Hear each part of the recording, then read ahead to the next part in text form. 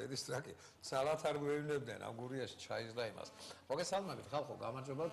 მინდა გითხრათ, რომ ბატონ მიხეილ ძიბუტი გახლავთ ჩვენი სტუმარი და მეშა დიდი მადლობა რომ გვესტუმრე. არ ვიცი, ახლა ძალიან დიდი ნებათა ხელვა არის. აი ამ ესე ვთქვათ, არ ვიცი ამ ბანკებსა და ბანკების ასოციაციას შორის და არ ვიცი, მე მგონი დღეს რაღაცა ჩანავდათ რომ ჩაწყნარდა, მაგრამ ეგება ერთად გავიხიაროთ რამ დაძაბა ეს სიტუაცია და რატომ აწყდა ესეთი ისტერიკა. და მეც ვუნა ძალიან მნიშვნელოვანი თემა არის ეს და პრინციპში ძალიან ისეთი დიდი ფესვების გააჩნია ამას. სხვა შორის გუშინ პრემიერ-მინისტრმა თქვა, რომ მსგავსი ინოვაცია, რასაც ახლა ესენი აქნერგავენ ამ ეროვნული ბანკის სნეჩვეულებების შესაძლებლად, თუმცა პოლონეთში ნორმა ყოფილა და რატო ესეთი ისტერიკა განსაკუთრებით NGO-ებში და რატომ იყო ესეთი მე როგორც გავიგე პრეზიდენტი ორ დღეს განცხადებას გააკეთებს. ნუ ყოველ შემთხვევაში დილამდე ესეთი ინფორმაცია იყო და დღეს ღარიბაშვილმა ბრძანა რომ სექტემბრამდე შევაჩერებთ რიგი ასე ვთქვათ საკითხების ჩასწორებას. შენი აზრი და შენი კომენტარი ამასთან დაკავშირებით. ნუ მე მინდა უპირველეს ყოვლისა მივესალმო სტუდიას ტელემაყურებლებს და ყველას უთხრა მადლობა ჩემი და ჩემი ოჯახის სახელით, ვინც ძიმე დღეებში ჩვენ გვერდით იდგა და ისეთი დიდი მადლობა. ხოლო რაც შეეხება იმ ამას დებატებს ბანკის ზედამხედველობის ფუნქციასთან დაკავშირებით ინსტიტუციურად თუ სად იქნება, მე მგონი ეს გამოხატულება იმ დამოკიდებულებისა, რაც ჯგუფებს შორის დაპირისპირება არსებობს და ასეთ შემთხვევაში ყველა მომენტი გამოიყენება ბარიკადებად იმისათვის, რომ ეს გამოყენებული იქნას ჯგუფების მიერ ერთმანეთის კომპრომეტაციისათვის, ერთმანეთის რაღაცა კომპრომეტაციაზე და ასე შემდეგ. და საქმე იმაშია, რომ თუ მიუდგებით ამას თეორიისა და პრაქტიკის მიხედვით, სიტუაცია ასეთია. საბანკო ზედამხედველობის ფუნქცია და საერთოდ არსებობს ფინანსური ბაზარი, საერთოდ და ფინანსური ბაზრის ზედამხედველობა, რომელიც შედგება სამი ძირითადი სეგმენტისაგან. ეს არის სადაზღვევო ბაზარი, საბანკო სფერო და ფასიანი ქაღალდების ბაზარი. შემდეგ არსებობს ამ ბაზრების ზედამხედველობა. არის ის ისე იმდენივე კომბინაციაში, რამდენიც შეიძლება იყოს ალბათობით, რომ გადაალაგო ეს ზედამხედველობა. სხვადასხვა ქვეყნებში ეს არის იმ კონიუნქტურის, ან ტრადიციის, ან თანმიმდევრობის როგორც ჩამოყალიბდა, არის ისეთი, რომ სამივე სფეროს ზედამხედველობა არის ცალ-ცალკე, არის ისეთი, რომ სამივე ზედამხედველობა არის ერთი ქუდის ქვეშ და გარეთ მისი ინსტიტუტებისაგან, არის ისეთი შემთხვევაც, როდესაც ზედამხედველობა არის ბანკის ქუდის ქვეშ და ფუნქციონირებს. ესე იგი, მთავარი აქ თუ სად იქნება რეგულირება და ფუნქცია, ეს არ არის მნიშვნელოვანი. მთავარია, რომ ამ რეგულატორის შექმნის დროს დაცული იქნას სტანდარტი. ანუ ის აკმაყოფილებდეს იმ ფუნქციებს, რომ ის ნამდვილად იყოს და არ იყოს ინტერესთა კონფლიქტი. ასეთ შემთხვევაში ახლა ჩვენთან ბუნებრივია ამ საქმემ შეიძინა პოლიტიკური კონტექსტი და გამწვავება არის პოლიტიკური. არავინ ექსპერტებს არ ეკითხება, არავინ შინაარსობრივად არ საუბრობს თუ რასთან გვაქვს საქმე, რა უნდა იყოს. ისევე როგორც არ საუბრობდნენ ამას წინა ხელისუფლების დროს, შეაშალეს, გამოიტანეს. მაშინ უფრო მეტი იყო დაუშვათ ასე ცენტრალიზებული და შეფერმა და მეორე მხარე იყო სუსტი, ვის ოპონირებას გაუწევდა. დღეს მხარეები ფლობენ საინფორმაციო საშუალებებს და იწვევენ ამ ტვინების წყლეტას. ეხლა რაშია საერთაშორისო ორგანიზაციების აზრი ხომ არავის არ წაუკითხავს, არავინ არ ამბობს, რას ამბობენ ისინი, ამიტომ ყველა მხარე იყენებს იმ კონტექსტს და ამოგლეჯილ ფრაზას, რომელსაც ეს ორგანიზაციები ამბობენ.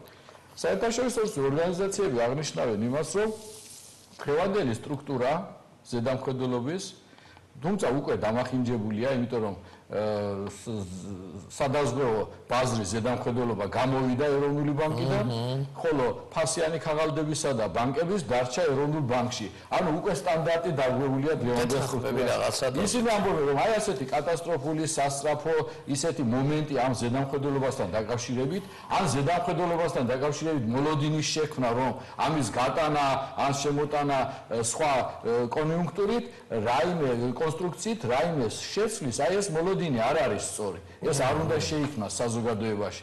და პირველ რიგში იმიტომ რომ ჩვენ ეს პროცესები ალბათ გაგრძელდება, შეიძლება გადაწყდეს ისე თუ ასე მნიშვნელობა აქვს და დაუშვათ ჰიპოთეტურად რომ გადაწყდა და გამოვიდა კანონპროექტი, დაძლეული იქნა ვეტო პრეზიდენტის და გამოვიდა კანონპროექტი, რომ ცალკე არის ზედამხედველობის სამსახური, მათ შორის საბანკოს და ფინანსური სექტორების დანარჩენის.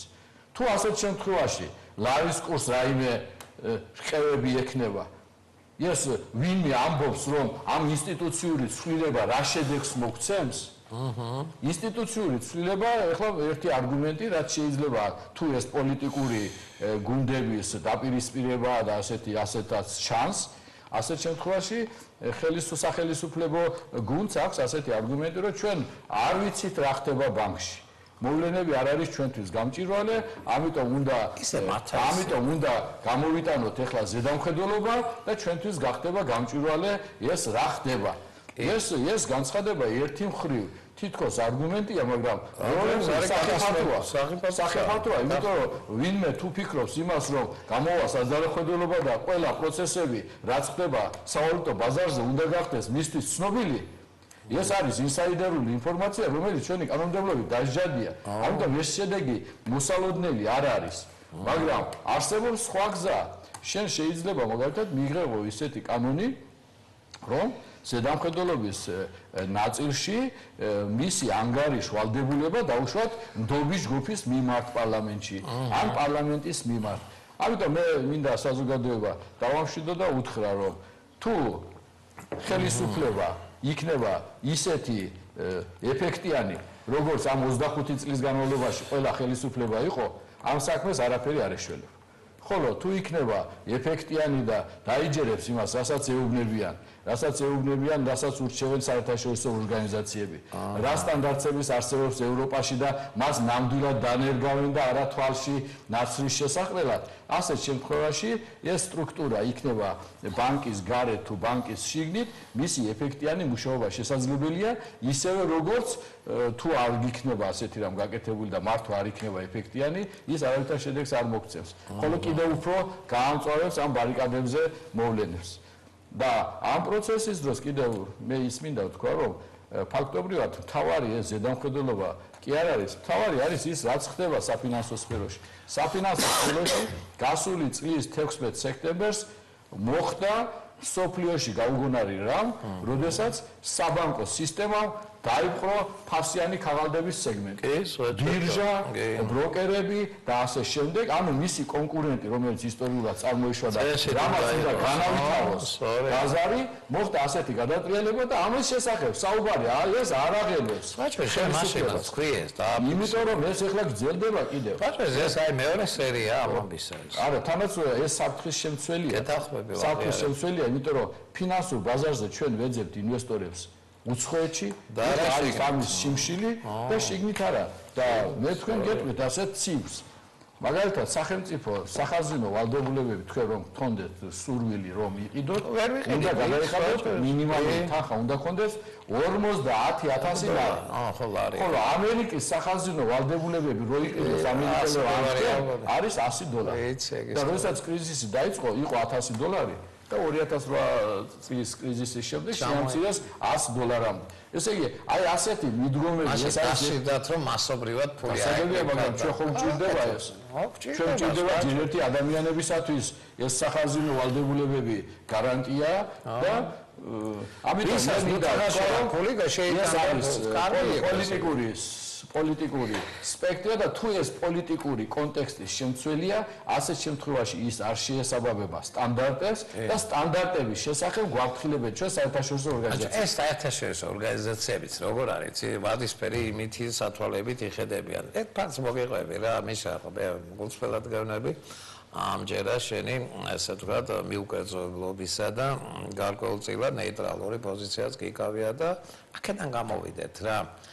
იყო თუ არა მასვაი დაახლოებით 25-27 წელიწადი თუ მეტი არა ინგლისი ბომბავდა საფრანგეთს. საუკუნის ომი ქონდა, ნუ ჯერ ადრე ქონდათ, მაგრამ 19 საუკუნის ბოლოს, ახლა ეს ეკონომისტი ხარ, ჩემზე უკეთესად იცი, და მე მინდა მოსახლეობას ეს უთხრა რომ აი საფრანგეთსა და ინგლისში დაძაბული ურთიერთობა რო იყო და ფაქტობრივად ომი იყო ინგლისში იღებდა ფული აი მაშინ ოფიციალურად დაბეგრეს ადამიანები ვისაც თანხა ჰქონდა ვისაც შემოსავალი ჰქონდა რენტა ჰქონდა ავალდებული იყვნენ ბიუჯეტში შეტანად ფული იქედან წამოვიდა ეს საგადასახადო ინსტიტუტები დიდი და კოლოსალური ომი იყო შეიძლება ჭორის დონეზე მაინც იცოდეს მაყურებელმა მაგრამ როთშილდები იყვნენ საფრანგეთშიც იყვნენ გერმანიაში იყვნენ ინგლისშიც და მოხდა ისე რომ ინგლისელი როთშილდები ესე ვთქვათ დაფინანსებდნენ ინგლისის მთავრობას და ინტენსიური დაფინანსება მიდიოდა ინგლისის მთავრობისა რომ მეომართ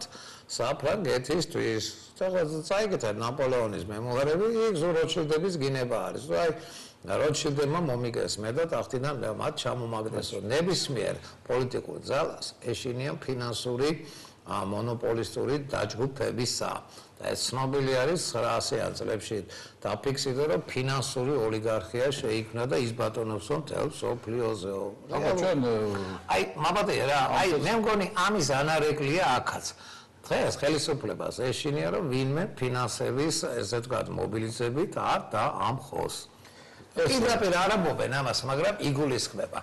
აი ძალიან ბევრი რასაც ამბობ თეზის ეს აბსოლუტურად სწორია, თუმცა საერთაშორისო სახელმწიფო როგორც ერის ერთეული და სახელმწიფო წარმოიშვა უფრო გვიან ვიდრე სამეფოები, სამთავროები და ასე შემდეგ და მის სახელმწიფოს გაუჩნდა მისი ინსტიტუტები და ბუნებრივია ეს გადასახადი და ასე შემდეგ, თუმცა სახელმწიფოებში ეს ნელ-ნელა შეიძინა ცივილიზებული ფორმა და ამ აკრებილი ფული გახდა ანგარიშვალდებული მისი ხარჯავი, რომელიც ჩვენთან არ ხდება. სპეციალიზ არ ხდება. ჩვენ მე კი ხშირად ვიმეორებ და პიროვნულად არაფერი ის არ მაქვს საწინააღმდეგო, მაგრამ არ უნდა ეწყინოს. ჩვენ უყურებთ ბატონ ბიძინას, არიქა მოვიდა მილიარდერი და მოგცემს ფულს.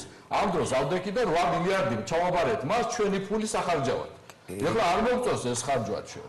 ისე როგორც იხარჯება ეს 8 მილიარდი ქართველების ფული, მოსახლეობის ფული, ყველაზე ღატაკისაც კი დღეს საქართველოში წელიწადში გააჩნია 8 მილიარდი. და ის ხარჯავს 8 მილიარდს მისი ხელისუფლების სახით. აქედან მესამედი არის ვალი და ეს ვალი არის მესამედი არა, შვილთაშვილებამდე ნაწილობრივი ხდება რა. არა, ნამუშევრობა აქვს ამას, ესე იგი გადავა იმ ადამიანებს, რომელსაც ჩვენ სახეზე საფლოს არ ვნახავს. არ არის მაგალითი. ისა შეგეკითხები რა. აი არა, თქვენ საერთაშორისო ორგანიზაციები არ იყვნენ. ამიტომ საერთაშორისო ორგანიზაციებმა ჩამოაყალიბეს თამაშის წესები და შენ თუ ხარ ამ კლუბის წევრი, უნდა გაემორჩილო ამ თამაშის წესებს. ჩვენთან კი არ ეშინია ხელისუფლებას ბანკების, თვითონ არის ბანკი.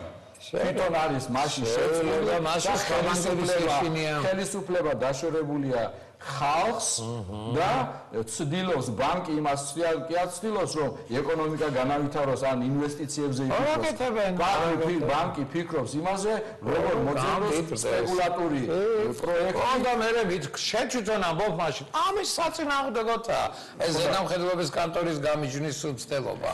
კაი რა სპეკულაცია არა ისანო შეგეკამათები რა გეხვეწები რა მე აი მახსოვს კარგად როგორც კი ავარდა დოლარი და დასახურდებლად მივედი მაშინ რა ქვია სავალუტო ჯიხურებში ლარი არა გვაქვს დავიარე სავსეა ხო ჯიხურებო და არა გვაქვს მე თუ არა გვაქვს დაწიეთ ფრასამბო ბანკმა გითხრა არ დაწიოთ რომელი ბანკია კაი რა ბიშა ნუ დებილი უნდა იყო ადამიანი რომ ვერ ხვდებოდა რომ საქართველოს ბანკი აკეთებდა ამას ყველა ეს ისენი მაგით თქვენ თქვით მე არ ვითქვა ბიჭო მე ვამბობ კაცო და ეხლა ვაგებ სიტყვებაშია ხელობით რისკში არ უნდა თქვა კაი ბატონო ბანკები მაგრამ ძირითადში ეს ისინი სავალუტო TBC და საქართველოს ბანკი რომელთაც უჭირავთ საბანკო სეგმენტის 70%. ო და მორჩენილია ლაპარაკი და დიდი ბოდიში თუ ვინმეს ეჭვი გაუჩნდა რომ სპეკულაციური გარიგება არის რა უფლება არა გვაქვს რომ ვიფიქროთ მე თვითონ შეესარი მეთქი მიშა ბანკებმა მიდგეს რომ არ დაწევათ ოპერაციო ეს რა შეთქმულება სპეკულაცია შევთვითონ თქვი სიტყვა მე ვარ შემსწრე რომ სპეკულაცია სპეკულაცია დღეს არის აბსოლუტურად ლეგიტიმური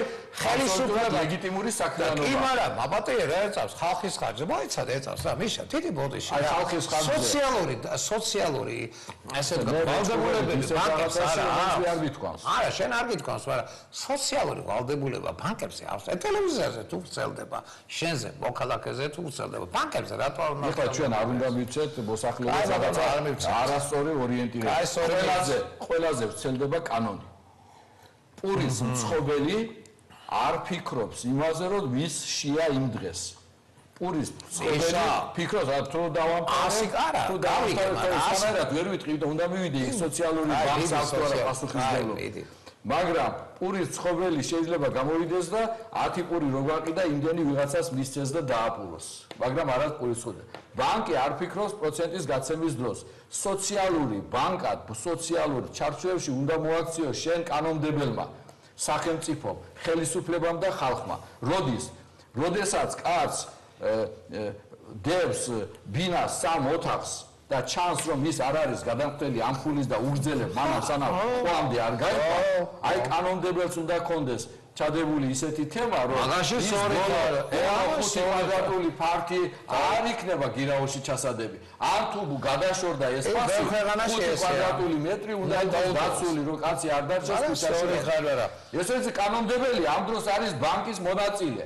კანონმდებელი არის მის მხარეს. ყველა არის ისინი ერთად, მეორე მხარესაა ხალხი. იმიტომ რომ ხალხს არ აურჩევია ხელისუფლება და ხალხმა უნდა მიხვდეს, რომ მას უნდა კონდეს ხელისუფლებაში და სახელმწიფოში მართვის სურვილი.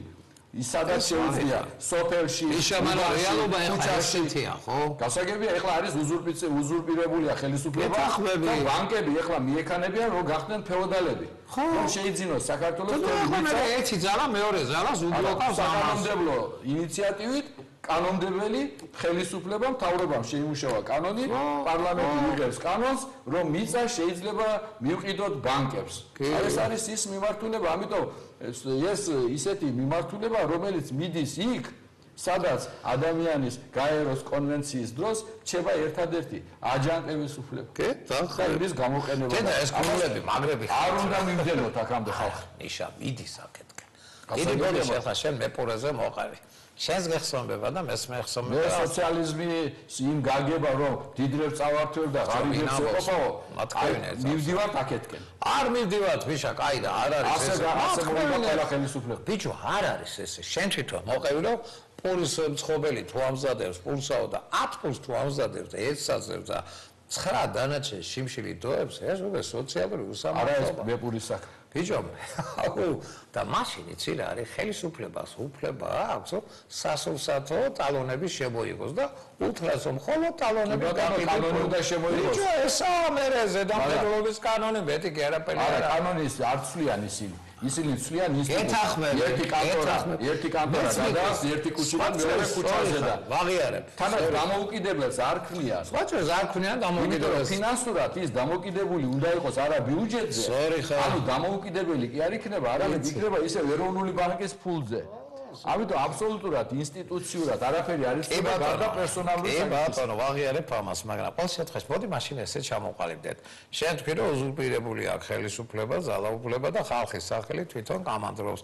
ხალხის სახელით, ესე ვთქვათ, მოგოგმანა ერთი კანტორა, უთხრავს მეორე კანტორას, შენ ფულებს უჩება ნუანაწილებ. რა მოხდა? დავხოციათ ერთმანეთი. არა, კიდევ ჩემ ფულს ხარჯავენ ამ ხოცვაში. არა, ეცავს რა შენ ფულს, ისედაც უბრალოდ არა. ეცა შეგეკამათებ. შენ ლექციებს ადგითხულობ. ყველგან გითხულობ, სადაც მიშვებენ. დაგიჭირე სადაც მიშვებენ ყველგან. სადაც მიშვებენ. ეცავს რა. აი თბილისში არის ჯიქიას ქუჩა. ეს გავიგეს რომელი ჯიქიასია. ჯიქიას ქუჩა დაგიხატე, ხო? აქ არის დაახლოებით 14 თუ 12 უმაღლესი სასწავლებელი. გადავიდა უკვე იქიდან ეხლა. მათქვევინა ეცავს. ასე ქუჩა მოდის უნივერსიტეტის ქუჩა, მაღლივი корпуსი 1400-დან 1800-მდე სტუდენტია. აი აქ, აი ამ ჯიქიას ქუჩა, კიბერნეტიკის ინსტიტუტის წინ არის ისა რა ქვია, მეტროპოლიტენის სადგური. აი, დაუკვირდი რა. ესე იგი უნივერსიტეტის მაღლივ корпуსამდე უნდა გავიყვანოთ მეტრო, რომ სატრანსპორტო აესენი შევამციროთ. ვის აბოლებენ, რას აბოლებენ?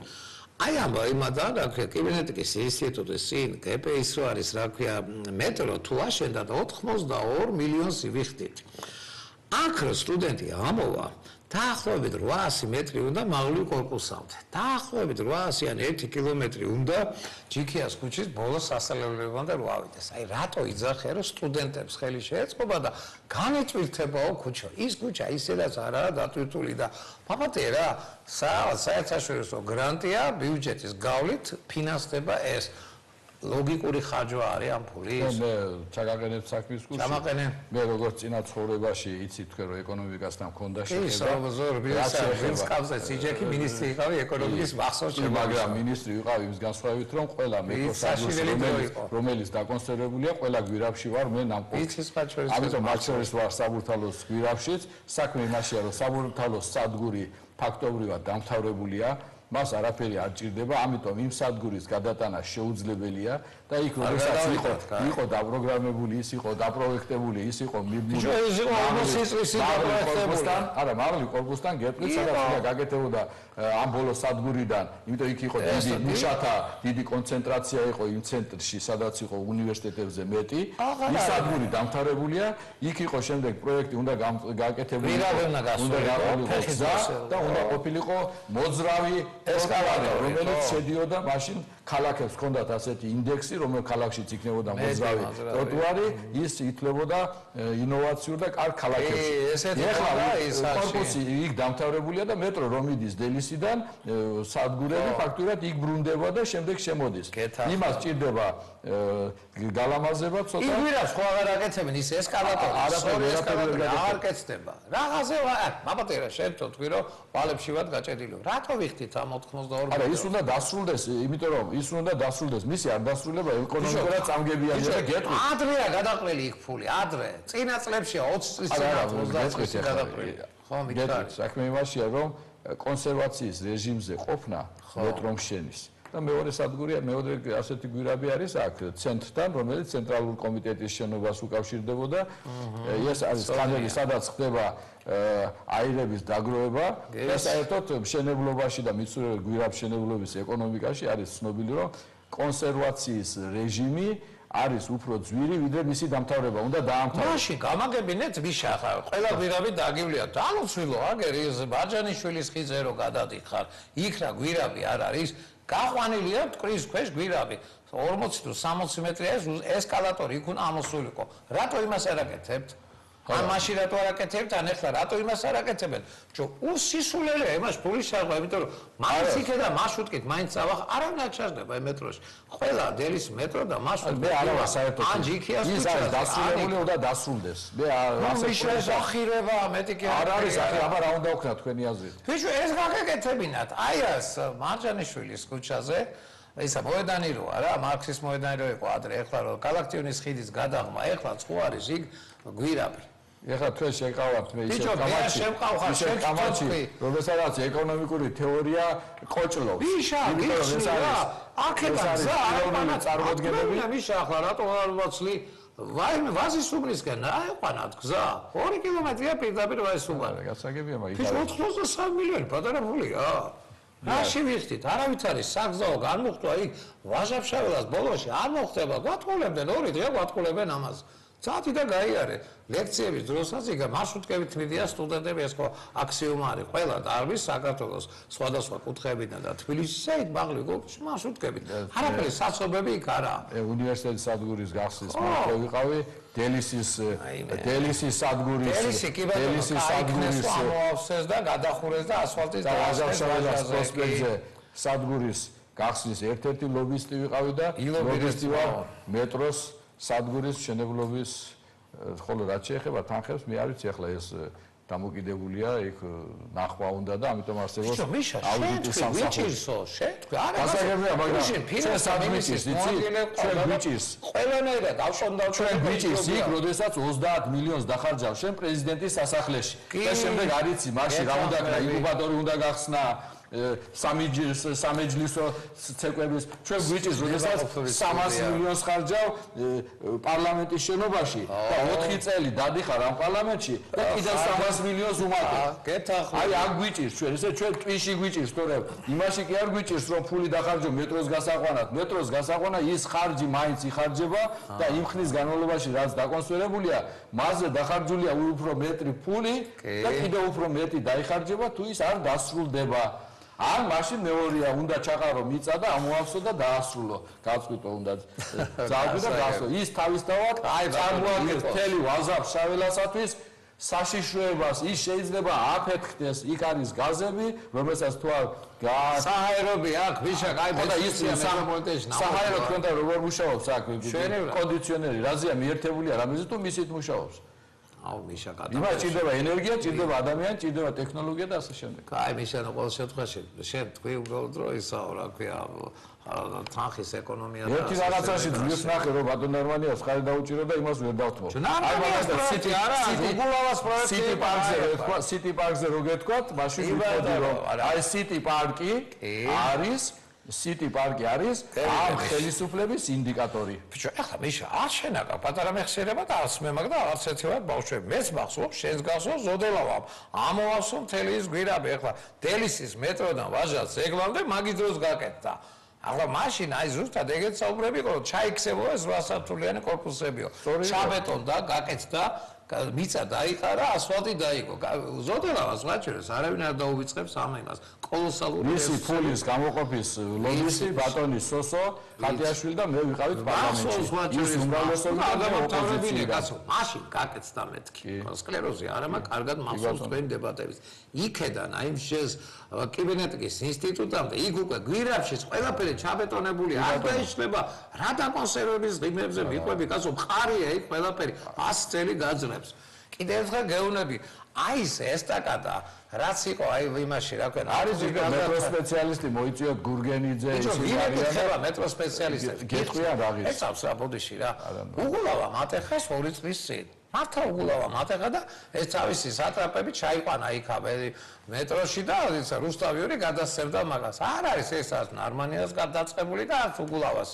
უნდა გაკეთეს მაგრამ შო გეუნები რა ვაზის უბანში 40-დან 50000-მდე კაცი ცხოვრობს ვარკეთილი 3 და 4 რო იქაც არანაკლები კაცი ცხოვრობს იქეთ აგვეყვანა მეთქი მიწის ზედა აგვეკეთებინა როგორც არის დიდუბეში 6-8 იაფი დაждდებოდა და აი თუკი სატრანსპორტო ნაკადების შემცირება სტრატეგია და ჩვენს მერიას აგერ შედეგის გამოჩნდებოდა მაქსიმალურად ბევრი ხალხი უნდა შეუშვათ მეტროთ იმგზავრო რომ სატრანსპორტო ეს კვანძები შემს უკეთეს თუ სტრატეგია ეს აქეთ წავიდეთ მეთქი და არაფერს არ იძლევა ახლა ეს ჩვენი საუბარი არა კაცო მე რას ვიძახი 82 მილიონს ვყრით ჰაერში შედეგი არ იქნება არაფერი არა აქვს იმას რა ქვია ვაჟამშავლას ბოლოს განსამუხტავი საჰაიმის საგზაო ტრასების რეკლამაზე გავიდე და გავიდე ვიწრო სპეციალისტიც მოიწვიოთ ამ საკითხს. აქ უკვე ვიწრო სპეციალისტი პოლიტიკურ გადაწყვეტილებაზე შენ არა თქვი პოლიტიკური ნება თუ რაღაცა. ნება არის ერთეულების გადასაწყვეტი.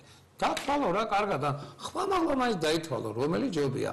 ვაზის სუბნის გაკეთება. კი ბატონო, აი ეს აზრი უკვე არის ის აზრი, რომ დებატები გახსნან და იმჩნევლონ რა უნდა გააკეთოს. გუშინში გამოვიდა დააყენეს იქ ბანერები და ტაშფანდური დელა ნოტა ჯავახიშვილს ვეღარ ვიჭერ გას ყველანი მიუწვდომელები ხდებიან როგორც ხელისუფლება ერთი დებატება ეს მოგასმენე ჩემო ნოტა შეგანან ვინ სპეციალისტებმა გადაგაწყვეტინეს და ვინ შეგატაინეს ბიუჯეტში ვითხარით ეგრე არ არის რა სწორი დამიჯერეთ ვაზის უბარის მეტროს აყვანა უფრო განმუხტავდა საქალაქო ტრანსპორტს ვიდრე იმისი რა ქვია საბურთალოს ბოლოში რეკლამაზე გავიდე და რეკლამის შემდგომ ბევრი გვაქვს ასაუბრო ჩემო მიშა დაგველო მასაზე ხალხო ბატონი მიხეილ ჯებუტი გახლავთ სტუმარი ჩვენი ძველი მეგობარია ჩვენ შევთანხმდით რომ გავყავს საბურთალოსაც ვამთავრებ და გაკეთილისკენაც გავყავს გვირაბი მაშინ როდესაც ჩვენი გადასაწყვეტი იქნება კარგი ჩემო მიშა ეხეთავი ჩვენი გადასაწყვეტი იყოს მიშა აი არ ვიცი ეხლა აი ციხიდან ამერიკა მეთქე გუშინ წინაც მოუყავი გას ძალიან ცნობილმა ადამიანმა ამერიკა და კაცო კალკულატორი ხო გაქვსო კი მეთქი მაგ დაიდევიო დაბადები და დაიწყო აგარიში ჩო დაემთხვა რა ეს დოლარისა და ლარის კურსის სხვაობა რო გადავიან კარიშეთ არა ეს ლოზუნგი ხო იყო სემეკი აზე ატყდა რომ აი მანაო ენერგოპრომ თქვა რომ ხარჯები გამიზარდაო და ასე შემდეგ. ერთი თეთრი არის ის პროცენტი, რა პროცენტიცაც ლარი დაეცა. ჯამში ერთ თეთრით მომატებას გულისხმობს. ეს 4 თეთრი საიდან გაჩნდა? მოდი რა დასვი ეს კითხვაო. ბართა დავჯექი მართლა და ციხეში რატომ ზის? არა, სხვა რაღაც ისწვის. არა, გამოვა ახლა, ბალე, არც ის თავარი, მაგრამ რა არის ისი? აი, ხმამაღლა დავითვალო რა, 4 თეთრით რატო გვიმატებენ და რა არის ისი? აი, შედავცარო დავიწყე საუბარი და რო არ დამცალდა. სოციალური პასუხისმგებლობა ბევრ სეგმენტს ჩვენი ქვეყნის ინსტიტუტებიდან გააჩნია. მათ შორის უნდა გააჩნდეს სემექსაც, მათ შორის უნდა გააჩნდეს ენერგოპროს, რომლის ბიოგრაფიაც არ ვიცი და საერთოდ გაურკვეველი ისტორია აქვს, ასული აქვს, ხო? ასევე აქვს თავრობასაც. თავრობა თუ ყელში წაუჭირა ყველა მოქალაქეს, იქ თავრობას არავინ არ აიჩევს და მთავრობის წევრებს თავში ხელი თუ არ უყრიათ, უნდა გადადგან გონიურული ნაბიჯები, რომ კინწექვით არ გააგდონ იქედან და ლოგიკაში არზის 4 და 5 თეთრით მომატების მზაობა და თანხმობა. ამაზე შენი აზრი გითხარი. მე არ ვიცი, მე ახლა რადგან წინა გამოცდილებით კამარით იყო თქვენი აზრი გითხრათ და მე გავაგზელო მე რომ ბიშა ეკონომისტი ხარ. საქმე რაშია? ეკონომიკა უნდა სამგაი მას ინფლაცია. საქმე უნდა ახსნათ ჩვენ. ერთი თეზისი იმის შესახებ, რომ სოციალური პასუხისმგებლობა უნდა კონდეს ინსტიტუტებს, ხომ? არ არის ეს ზუსტი. და რატომ? სემექს რა პასუხისმგებლობა აქვს? გაწერილი აქვს კანონით. და მან უნდა შეასრულოს, მან უნდა არ არღვევს, მაშინ უნდა თქვათ რომელს, მან უნდა შეასრულოს ის, რაც გაწერილი არის მისი კანონით. კი. ყველამ უნდა შეასრულოს სამინისტროს მინისტრმა უნდა შეასრულოს ის, რაც მას აქვს გაწერილი კანონით.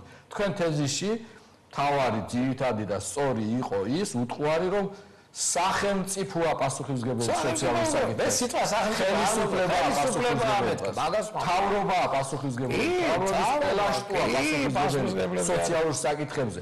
და მათ წარმოუდგენიათ, რომ ისინი არიან რომელიღაცა სახინკლეს ან დიდი კორპორაციის ხელმძღვანელი და ორიენტირებული არიან მხოლოდ მოგენებაზე და წარმატებული პროექტი აწყობდა კარტყობილი სუფრა.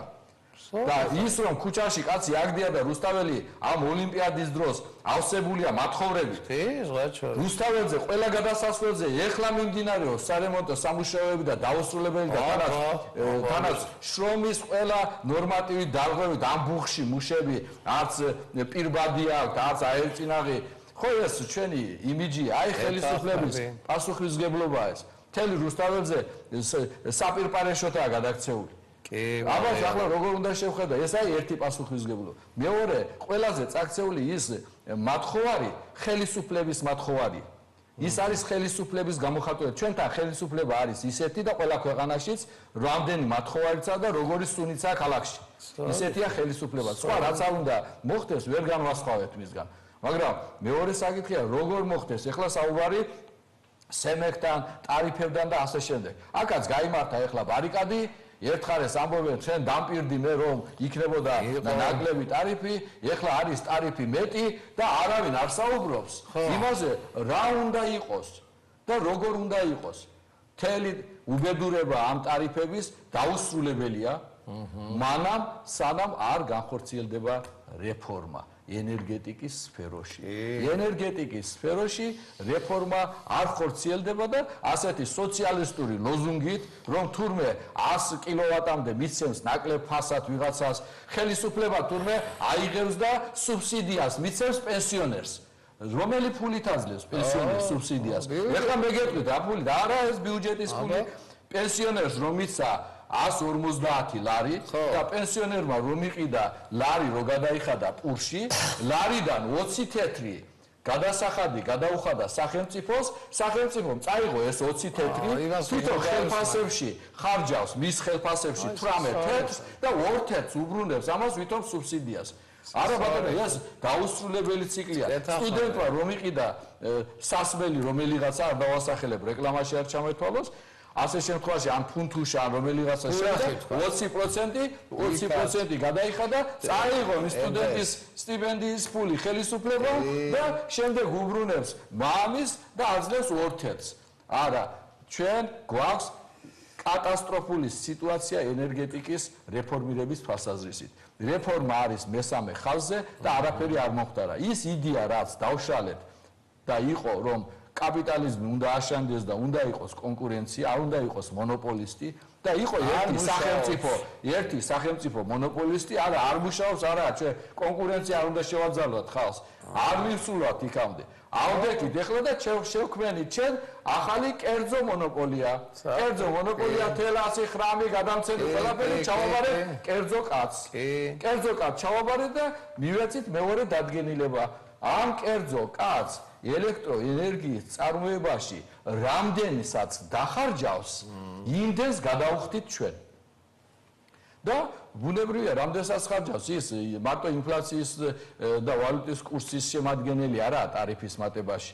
იქ გადამცემი ხაზიცა, წინა წლებისა, ექსპორტის კომპონენტია, ანუ მრავალკომპონენტიანია, რთულია ეს, მაგრამ ას კარგავს ეს ყველა წელიწადში ერთი მეორეა კითხვა სხვა არის. რატო იმატებს 4 თეთრით? ერთი თეთრით რომ მოიმატა, რატო არ მოიმატე? მაშინ ერთი თეთრი. ორი თეთრით რომ მოიმატა, ამჟამად თუ შენ ამბობ რომ ეს 4 თეთრი, აი მე პრეტენზია რა მაქვს როგორც პროფესიონალს. შენ თუ ამბობ რომ 4 თეთრი არის მატება და ეს სხვადასხვა კომპონენტებია, ადამიანები რომ არ დაიბნენ, თუ ის იყო ხარჯების ის მოუმატე მაშინ. თუ უმატებ ასე როგორც დათვალა ციხიდან თქვენმა მეგობარმა, თუ არა, ნუ ახლობელმა ნაცნობმა, თუ ეს მიბმულია ვალუტის კურსთან, როცა მოხდა ეს ფაქტი, მაშინ მიუმატე მეორე. თუმცა იქ არის ლაგა, მაგრამ თლიანად რეფორმა არ ტარდება. ეს არ შეიძლება მონოპოლისტები იყვნენ, ესენი უნდა დაიყვნენ და უნდა იყოს კონკურენცია. არის მეორე მიდგომა ჩვენნაირ ქვეყანაში, ეთყობა ვერ თავისუფლდებით ჩვენ ამ გავლენებისაგან, ზეწოლისაგან, შიგნიდან გარედან, ამიტომ საჭიროა ფასები ისევე როგორც პურზე, ხორცზე და ასე შემდეგ გათავისუფლდეს ელექტროენერგიაზე და ვინც შემოგთავაზებს ხარისხენები, იქ ცოტა სირთულეებია მონოპოლისტთან დაკავშირებით, თუმცა არსებობს ასეთი შემთხვევებიც და ჩვენ მივიღებთ იმ ფასს, რა ფასიცა. მაგრამ მარტო ტარიფის გათავისუფლება არაა ქვეყნის საზრუნავი. არაფერს არ ამბობს ის ადამიანების ფასზე. სხვადასხვა სამუშაო ძალა და რა შრომა აღიარება. ადამიანების ფასზე არაფერს არ ამბობს. ჩემ კონკურენტულ გარემოზე არაფერს არ ამბობს. მიშა, მე ბრაზდები ძალიან რაზე იცი. შე პროფესორები ხართ გოს. მაპატია და იცი, ძალიან დაბალი ხელფასი გაქვს. უსიდის რა დაბალი. თუ კი კაპიტალისტში შრომა საქონელი, საყოველთაოდ თავის ფასი უნდა ედოს. არა, ადეკვატურად ცოტა ხელფასს გაძლევენ პროფესორებს. სიცხვილეა. სწორია. მართლაგევნები.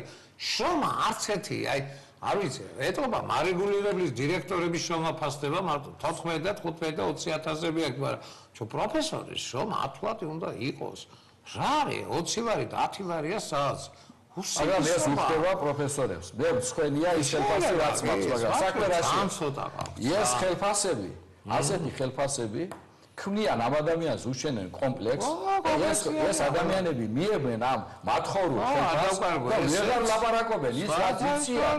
ეშინია, იმიტომ რომ მთელი საზოგადოების ინტელექტუალური ნაწილი იყენებულია იმ ზღვარზე, რომ მისთვის არსებობის საფრთხეს ქმნის სწორი სიტყვა და სამსახურის დაკარგვა ქმნის არსებობის საფრთხეს. ეს არის მოდი რა თქვათ, ეს დემოკრატიულობაა, ეს მე ეს საშინელება. ეს არის წვალება. წვალება ადამიანებს. საერთოდ ქვეყანაში თუ არ არსებობს რაც შეეხება კიდე ამდენი პროფესორი ხართ, ესაა მთელი უბედურება. თქვენ თუ ნახავთ სამინისტროებში ნებისმიერი სამინისტრო იწვევს, არა, იწვევს. მე მიშა იქა სიტუაციები ეცი სამინისტროში. კარგი აზრი უნდა თქვა.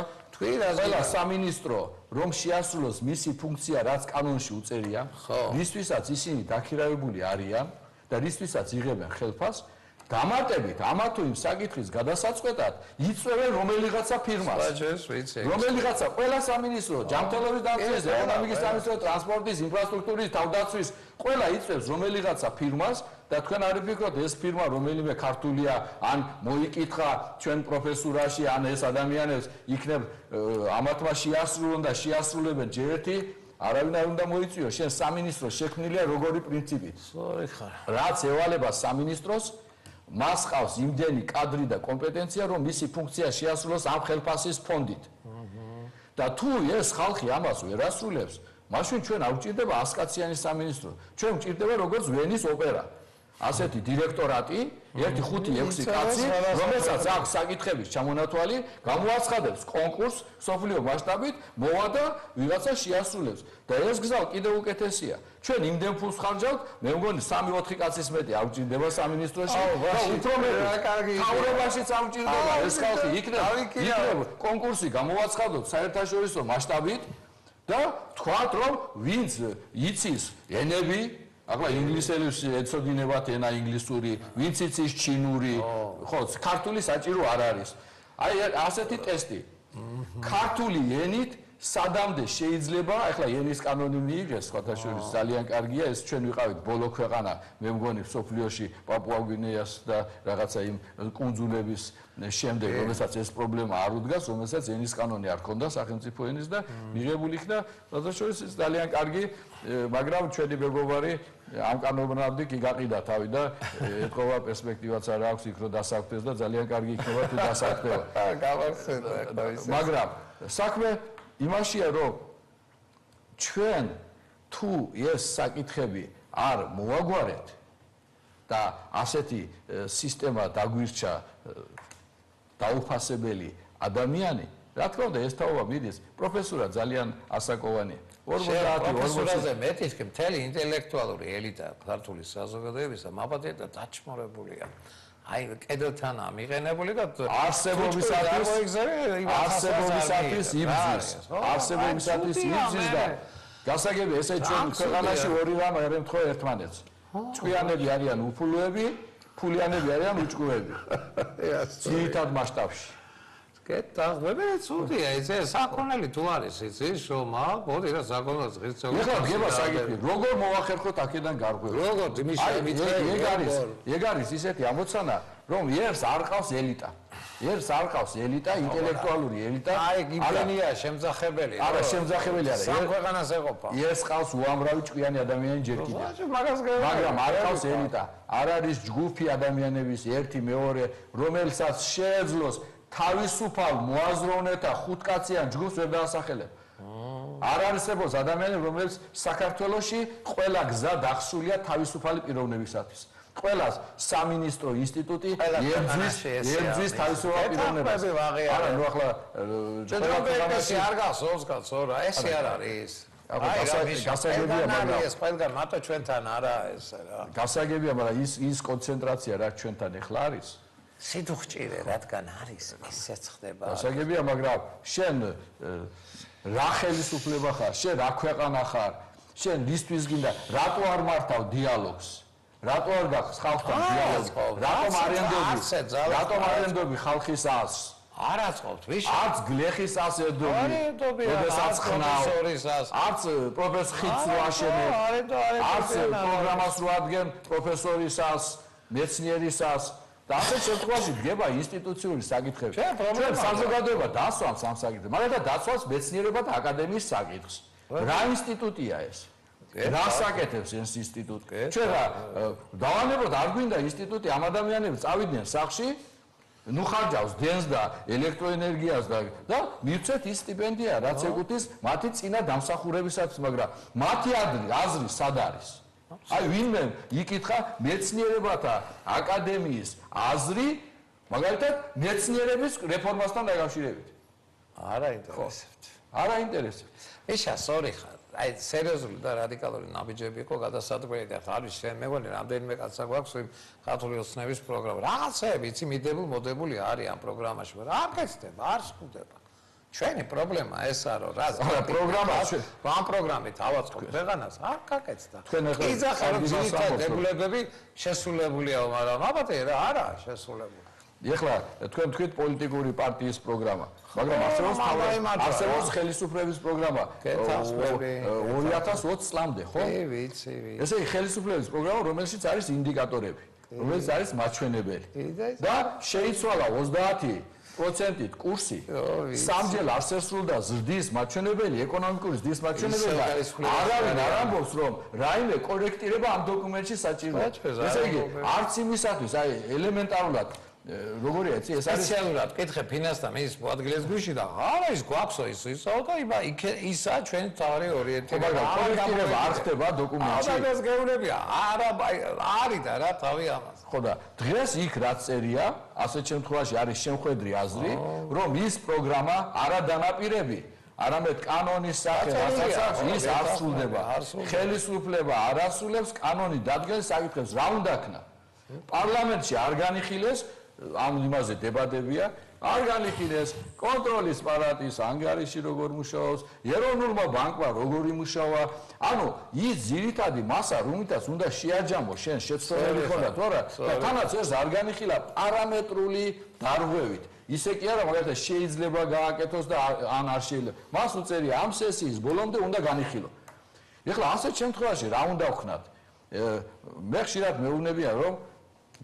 ზოგი მეგობრები მიშა მეუბნება ზოგი სტუდენტები ბატონო მიხეილ აზრი აქვს ამ საუბარს რომ მიხარჯებით თქვენ ამასთან დაკავშირებით რა შედეგს იძლევა იქნებ სტატია დაწეროთ უფრო მეტი იქნებ სახელმძღვანელო მეტი დაწეროთ დაუშვათ ხო მეგობრებო საქმე იმაშია სწორია ეს ადამიანები როდესაც ერთეულები ლაპარაკობენ ეს არის სასაცილო ეს არის დონკიხოტობა თუმცა იდეა ჰაერში არ იკარგება იდეას აქვს კოსმოსური ძალა და ერთი რამე ყველამ უნდა იცოდეს რომ ის საქმიანობა რომელსაც ჩვენ ვეწევით საქართველოს ყველა ნაბიჯზე ყველა დღე აქვს სახელმწიფოებრივი საფრთხე იმიტომ რომ არ არსებობს წესრიგი არ არის ჩამოყალიბებული ვინ რას აკეთებს არ არსებობს ამ გაკეთებულისათვის პასუხისმგებლობა ანგარიშვალდებულობა და ხალხის წინაშე ხალხი არ არის ჩართული ხალხს არავინ არ თვლის მონაწილედ ამ შენებლობის ერთი სახელმწიფო საფრთხე არსებობს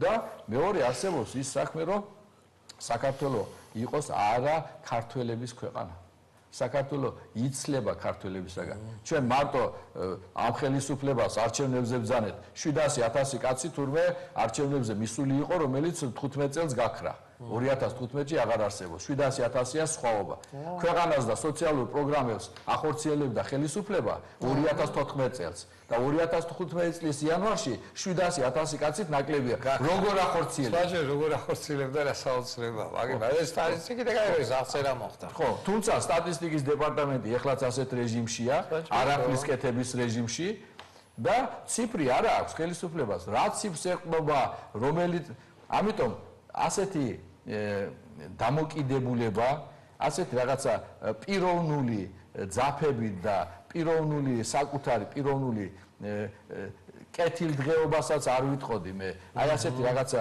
გულგრილი დამოკიდებულება ჩვენ გვიქმნის საფრთხეს რომ საქართველოში ქართველების პრობლემა და უფრო მეტიც საქართველოში ქართველი თუ არ იქნება ბედნიერი ქართველი ვერსად ვერ იქნება ბედნიერი ამაშია საქმე და საქართველოს და ყველას იმიტომ უხარია როდესაც ერს აქვს მისი სამშობლო რომ ის თვლის რომ მას აქვს დიდი პოტენციალი და მას შეუძლია ამ მიწაზე შექმნას ბედნიერი ქვეყანა რომ ის იყოს გამორჩეულიერი იმ გაგებით რომ იშრომ და ჩვენ გვაქვს კატასტროფული იდეოლოგიური შეცდომები ეს არის სოციალური დახმარებების ის სისტემა რაც ჩვენშია სიღარიბის წახალისება არავითარი პიროვნულად და მე არ ვიცი ახლა ეს ქულების თემა ეს არის დამამცირებელი ადამიანები ეჯიბრებიან ერთმანეთს ვინ უფრო ღარიბია სიღარიბე იყო საქართველოში ყოველთვის სირცხვილი და საქართველო არის მდიდარი ქვეყანა ხალხ ეხლა გვაქვს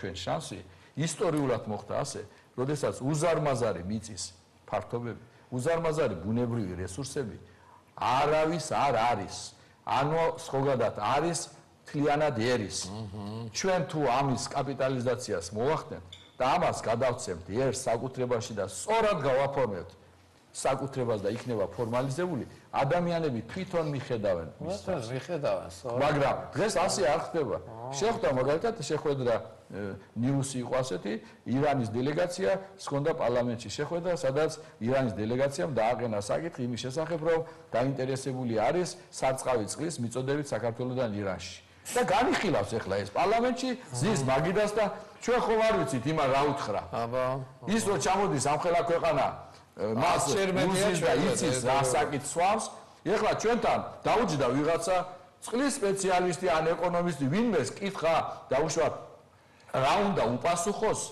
როდესაც საუბარია სარწყავი წყლის მიწოდებაზე.